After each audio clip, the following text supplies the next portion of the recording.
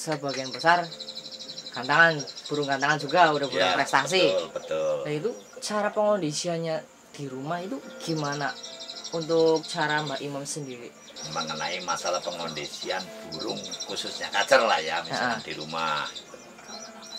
Saya itu kan karena rumahnya itu kan kecil, lokasinya kecil, tempat jemurnya juga pas-pasan.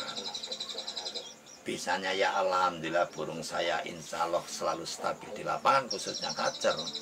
Mungkin karena kebiasaan kehidupannya berdempetan kayak gini, itu bisa apa mungkin burung itu udah biasa dengar suara yang lain, dengar suara murai apa itu juga bisa.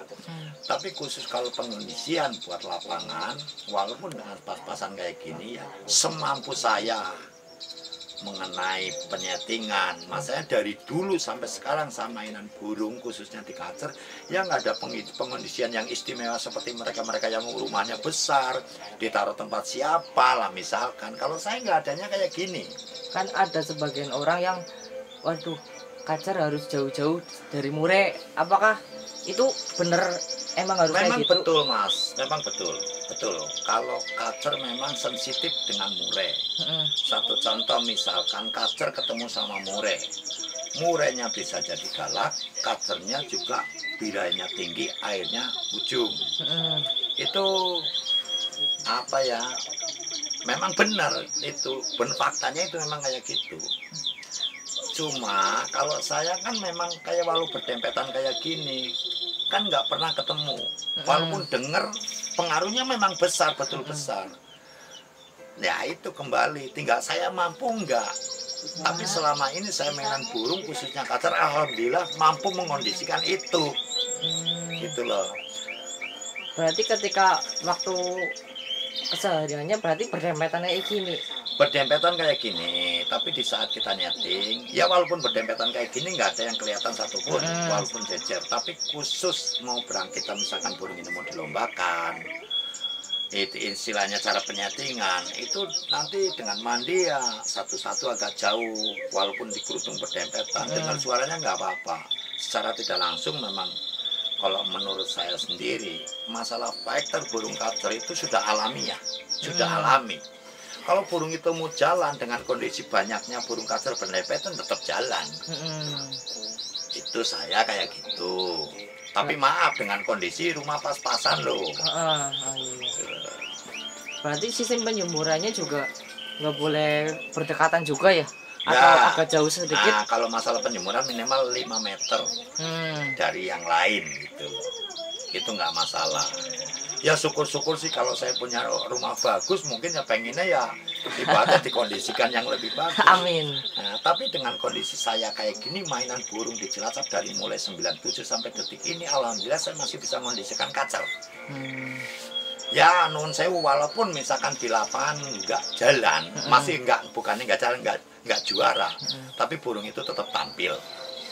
Ya kekurangan dan kelebihannya faktor misalkan stamina, yaitu yang namanya kacer kadang-kadang kan gini mas, setiap lokasi lapangan suhunya itu beda-beda. Kadang-kadang gini, orang pengondisian burung itu khususnya kacer dijauhkan, ya memang betul dijauhkan dari lokasi.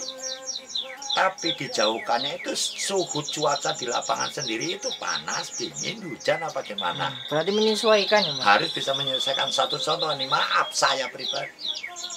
Kalau memang lokasi di tempat itu panas, sebisa mungkin burung itu jangan didinginkan, agak dihangatkan.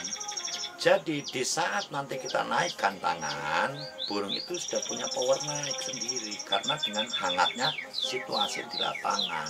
Ibaratkan sempat adaptasi lah ya dari suhu yang sedang.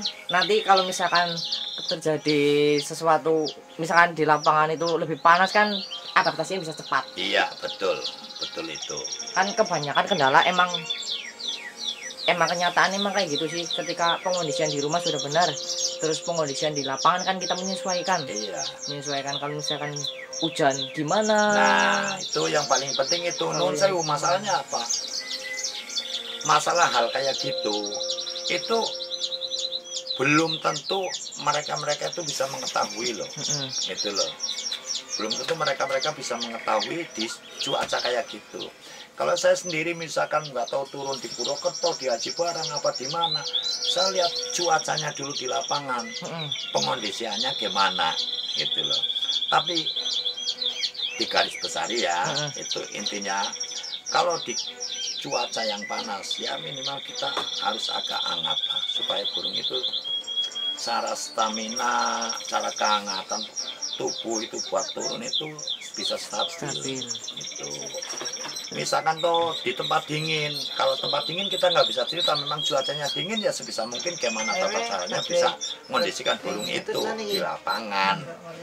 Lah itu kalau misalkan kondisi lapangannya kan tadi kan panas, taruhlah panas. Tapi kalau sekarang kondisi lapangannya hujan gitu atau agak mendung gitu gimana?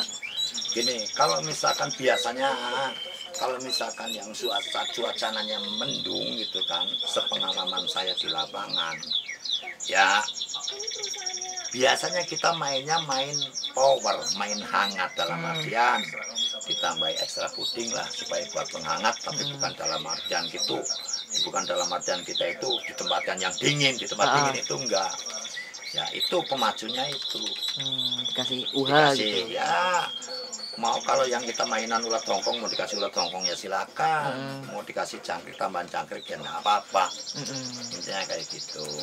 Intinya kesimpulannya juga pengondisian rumah, asal pengondisian rumah sama pengondisian lapangan itu harus seimbang ya, harus benar-benar bisa melihat kondisi. Khususnya di lapangan itu harus betul-betul lihat kondisi di lapangan. Jadi udah di rumah udah oke, ketika di lapangan kok ceritanya beda ya, bisa settingnya bisa berubah ya. Nah, ketika di atas burung bisa berubah. Karena apa? Burung bukan robot. Sekarang burung nggak bisa disuruh. Kita manusia penyetingan burung itu apa ya, nggak bisa dipaksakan. Burung itu sendiri nggak mau dipaksakan. Kadang-kadang ada yang dipaksakan.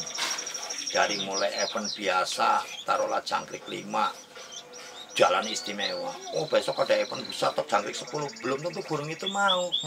Ibaratnya kayak gitulah. Ibaratnya ke situ. Kesimpulannya kondisional lah ya Mbak. Iya, betul. Oke Mbak, terima kasih untuk hari ini. Insya Allah lain kali saya datengin lagi untuk ya sharing-sharing lah, sharing pengalaman. Sama-sama. Pengalaman ya. Sekemampuan saya di bidang mainan kacer ya memang kayak gitu ya. Maaf aja kalau teman-teman ada yang nggak cocok apa nggak sreg dengan apa yang saya utarakan ya non sewu. Kan itu kan udah berdasarkan pengalaman. Iya, ini berdasarkan pengalaman saya mainan kacer. Ramenya kacer itu memang dulu ibaratnya dari mulai salto itu sih, dari ya itu sepengalaman saya mainan kacer lah intinya kayak gitu. Oke Mbak, terima kasih untuk hari ini ya Mbak. Sama-sama ya.